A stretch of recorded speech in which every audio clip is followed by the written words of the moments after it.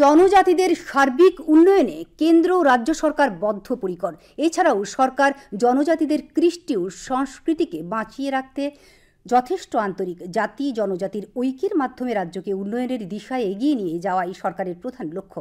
গতকাল সন্ধ্যায় লংতরাই ভ্যালি মহকুমার ছামনুতে চাকমা জনজাতি সম্প্রদায়ের 5 দিন ব্যাপী 51তম রাজ্যভিত্তিক বিজু মেলার উদ্বোধন করে কথা বলেন মুখ্যমন্ত্রী ডাক্তার মানিক সাহা। উল্লেখ্য, মেলা চলবে 17 এপ্রিল পর্যন্ত। অনুষ্ঠানে বক্তব্য রাখেন শিল্প ও বাণিজ্য মন্ত্রী শান্তনা চাকমা, বিধায়ক শম্ভুলাল চাকমা প্রমুখ।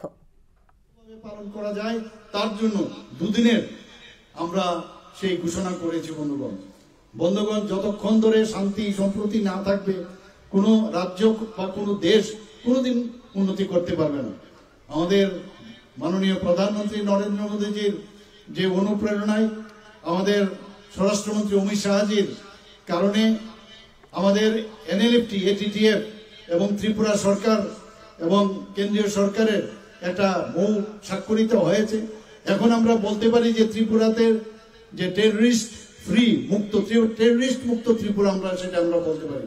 মাননীয় প্রধানমন্ত্রী যে এক ভারত শ্রেষ্ঠ ভারতের কথা বলেন, বৈচিত্র্যের মধ্যেও আমরা বাঁচতে চাই, কিন্তু ইউনিটি ইন ডাইভার্সিটি সেই কথাটা আজকেও উনি ওনার বক্তব্যতে বলেছেন।